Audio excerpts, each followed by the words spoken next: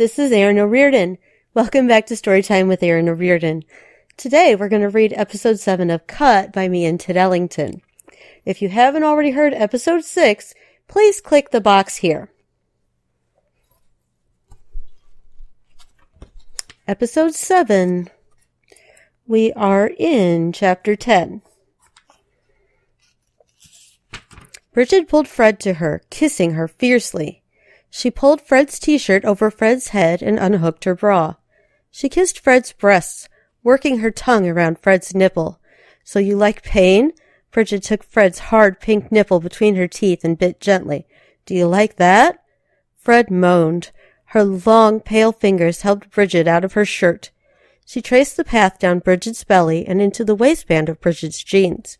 Brigid gave Fred's breast one final lingering kiss before rolling out from underneath Fred.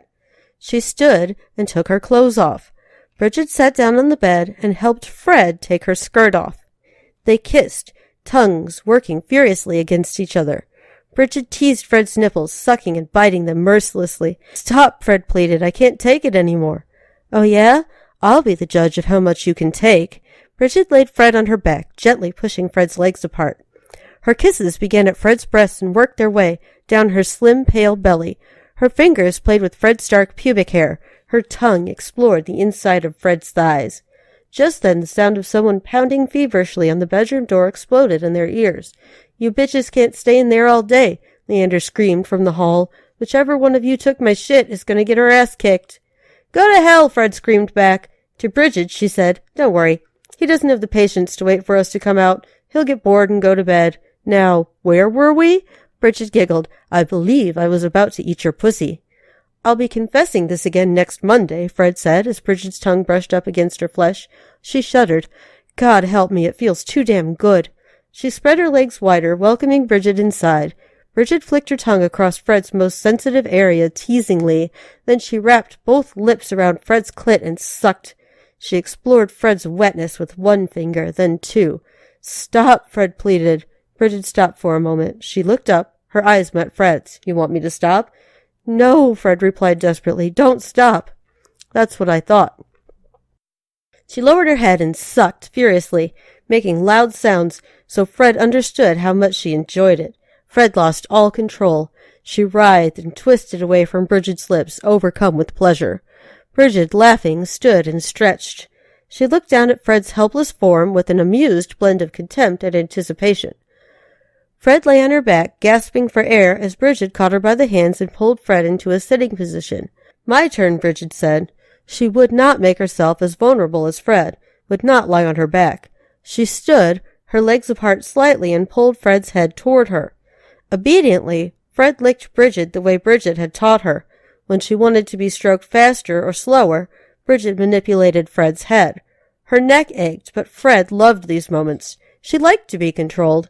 She liked Brigid's strong grip and the commanding way she made love. As Brigid drew nearer to orgasm, Fred reached between Brigid's legs with one hand.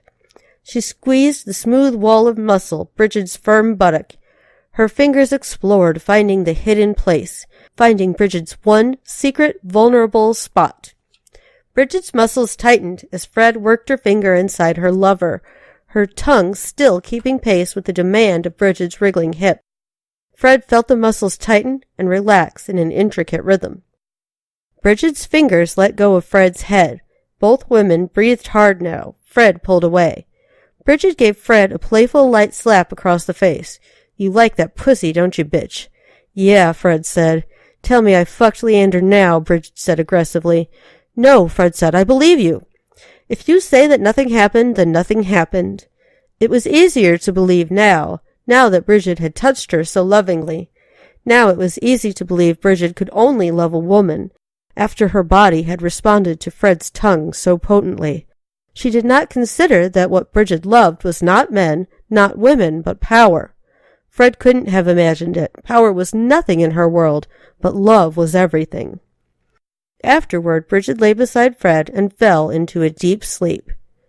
When she woke, she jumped up and scrambled for her clothes. "Shit," she said, loud enough to rouse the sleeping Fred. "That was some high-quality shit Leander came across. I'm going to have to find out where he gets it from." Ava Hirsch, Fred said groggily. She leaned over the edge of the bed to look for her underpants. Brigid shook her head as if the words didn't make sense. She glanced down at her watch. I've got to get to school. If I'm late for practice, Coach Longley will kill me. Then she'll call my mom. Even worse. She crouched down to meet Fred's eyes. I'll see you later. She pressed her lips to Fred's, letting their last kiss linger. When? Fred asked. Brigid shrugged. Later. Chapter 11. October 1999. Halloween. Darius got out of the shower. He put on a clean pair of white briefs and opened the closet door. His clean white t-shirts hung neatly ironed from the hangers. Renata had done a lot of ironing and closet organizing lately. He'd meant to ask her why. Renata still lay in bed. She had the quilt wrapped around the upper part of her body, but her bare legs stuck out from underneath it. She had nice legs. Darius picked up his watch from the top of the dresser and looked at the time. Damn, he said. I know. Renata buried her face in the pillow. I meant damn as in damn, it's after 10 already. I told Carl I'd be there early tonight. All those drunk college students running around in Halloween costumes are going to get themselves into a lot of trouble if I'm not there to keep them in line. She snorted. I thought things were usually pretty calm at St. Helena's. Did you and Carl even have to arrest anybody last year? No, he said, pulling his uniform pants on. We didn't arrest anybody, but we did have to chase some pagans and tell them to put their clothes back on. And it rained last year, too. All those pagans rolling around in that cold mud. I get the shivers every time I think about it. He sat on the edge of the bed to put his socks on. Don't go. Get back in bed and stay here with me. Hey, he said, you're the one who wanted me to start working overtime.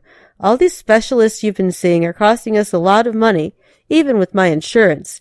Not to mention your ovulation test kits, your vitamins. She narrowed her eyes. Maybe we'd have a little more money for those things if you didn't spend every damn night at the rec room. He shrugged off her comment. I'm not going to the rec room tonight, he said. I'm going to be at St. Helena's by 11, and I'll come home when the sun comes up in the morning. Have fun with your sister, he added. She sat up, the quilt falling off her shoulders. Hell, I forgot about Monica. Darius heard a knock at the front door. As he went to answer it, Renata jumped up. Darius heard the shower running and Renata talking to herself under the water. He opened the door. Monica stood there in a white sweater and blue jeans, twirling her red hair around a finger. Travis stood behind her, staring off down the street. Pie, Monica said eagerly. Darius shook his head and stepped aside to let his sister-in-law into the house. I'm going to have them cut me the biggest slice of pie they've ever cut at the Phoenix. I feel like celebrating. I feel like washing down that pie with champagne, but under the circumstances, I think I'll stick to milk. Darius involuntarily cast an eye down at Monica's belly. She was 2 months away from her due date, and she was already huge. He tried to imagine Renata pregnant. Travis stepped in and took off his jacket. This is after she ate 2 handfuls of Halloween candy that the trick-or-treaters left behind, he said. Monica's eyes widened. Oh, my God, Darius. Have you ever smelled Halloween candy? I don't know, Darius said. I know what chocolate smells like and bubble gum. No, Monica said, still talking excitedly. I don't mean the smells of things individually. I mean that collective Halloween candy smell, like when you're a kid and you stick your whole face in your pillowcase of treats and inhale. It's the same thing from when you're an adult and you smell the bowl you're passing the treats out from. She closed her eyes and inhaled, remembering the scent. Incredible.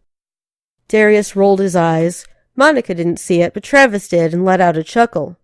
Looking down the hallway, Darius called Renata's name. Renata appeared a moment later, her hair still wet and slicked back in a ponytail. Is it still pretty warm outside, guys? She asked. She carried her charcoal gray suede jacket. Yeah, Monica said, her eyes sparkling. We're gonna have fun tonight! She followed it up with a little squeal of glee. Darius looked at his watch again. Oh, I've got to go. Carl's waiting for me. He kissed Renata on the cheek and went into the kitchen to put on his shoes. Darius hadn't seen Monica this excited about anything in a long time. He couldn't remember her being giddy like that when she married Travis. Renata had been pretty excited that day, flouncing around in her tangerine and yellow matron of honor gown. Darius thought the dress was hideous, and he told Monica so. "Let's not tell Renata," Monica had said. Monica had been this excitable when she and Darius first met, when she was a football cheerleader at the state college they'd gone to. Darius had been working security part-time. They once bumped into one another in the campus bookstore, and Monica said, "Aren't you one of the security guards from the stadium?" Darius's heart had leapt at that moment. Out of the thousands of people in the stadium, this pretty, red-haired cheerleader had remembered him. He might have fallen in love with Monica then, if she hadn't already had a boyfriend. Someone else, not Travis. He was lucky that Monica had a sister. He was lucky that women like Monica and Renata Hertzberg ever looked in his direction at all. As he went out the back door, Darius wondered what had made Monica so happy tonight. He'd never known her to get so excited about Halloween. She was never so childish. He wondered if the pregnancy had something to do with it. He wished Renata could be as happy. She was driving him crazy with her worrying and her obsessing. She even complained about the time he and Carl spent at the rec room. Darius pushed these thoughts out of his head. Time to be a cop. Carl, and perhaps some naked pagans, waited for him.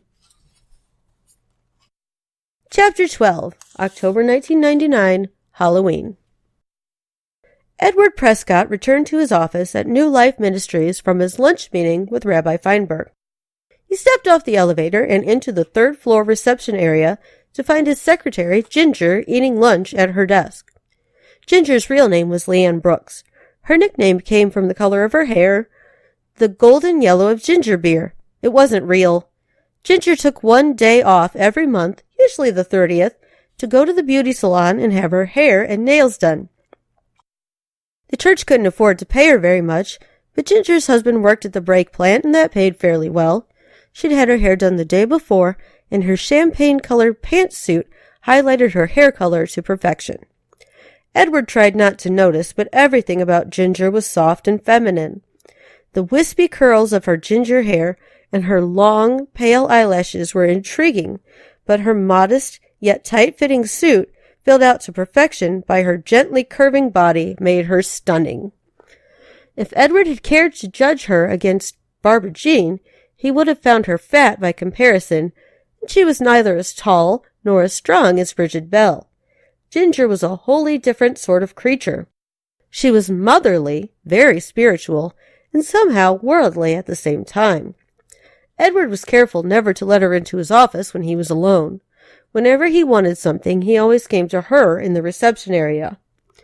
When she saw Edward coming, Ginger dropped her fast food roast beef sandwich onto its wrapper.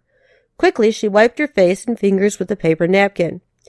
She looked up at him and smiled, being careful not to show her teeth in case there was roast beef in them.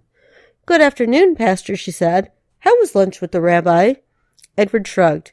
"Fine, I suppose. Did I get any messages while I was out?" He was a bit anxious about who might be calling him these days. Certain things Ginger didn't need to know, now or ever. She shook her head. "No messages, but your wife is waiting for you in your office." "Thank you." He walked past Ginger's desk, past the fountain, and down the short hallway to his office. As he reached the door, he hesitated. He heard Ginger say something, although he couldn't tell if she was talking to him or to herself. He walked back to Ginger. "Were you speaking to me?" She blushed, embarrassed that she'd been caught talking to herself. "No," she said, "not really." "What did you say?" She looked down at her large sandwich, piled high with roast beef and dripping with a creamy white sauce. She made an expression of disgust at it as she looked up at Edward with sympathy and remorse. "I shouldn't have," she said, "but I said I wish I had half of Barbara Jean's willpower." His eyes met hers. She quickly looked down. "Don't be ashamed," he said softly. "Tell me why you said it." She looked surprised. "Why I said it?" "Yes, I want to know. It's something I've been thinking about for a long time. You know Barbara Jean hasn't been well these last few—" How long had it been? It seemed Barbara Jean had been battling this disease forever. Surely he'd already seen the signs of it 7 years ago, when he took over as pastor of New Life. Ginger, who was Edward's second secretary in that time, had never known Barbara Jean when she was healthy, if indeed she had ever been healthy. "I know Barbara Jean is sick in her spirit," Ginger said timidly. I pray for her all the time, Pastor. The Bible says that Christ fasted for 40 days and 40 nights in the desert, but we're only human, and we need to keep body and soul together. Still, I can't help but, well, frankly, I admire the way Barbara Jean stays on her diet. Heaven knows I could eat nothing but a banana for lunch, and by 2 I'd be so hungry I'd be across the street at the 7-Eleven cleaning them out of moon pies. I wish I only wanted what was good for me. She sighed, still refusing to meet Edward's eyes. He had turned and was looking out the window, out over the parking lot. It doesn't help that every day for a week, Jack and Clarissa have asking me why I don't buy them any Halloween candy. She laughed slightly, looking over at the picture of her son and daughter, ages 3 and 5. The picture was old now. Jack was already a kindergartner, and Clarissa was a bright-eyed 7-year-old missing her 2 front teeth. They were both slim and dark-haired. Edward couldn't see the photo or the expression on Ginger's face. He froze for a moment, caught between Ginger's world and Barbara Jean's.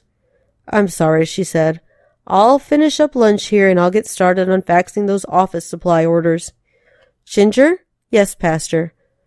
"I wish I only wanted what was good for me, too." He went inside the office and shut the door behind him. She sat at his desk, staring out the window. It had been a rainy morning, but the sun was coming out, making the grass glow with a wet, eerily greenish glaze.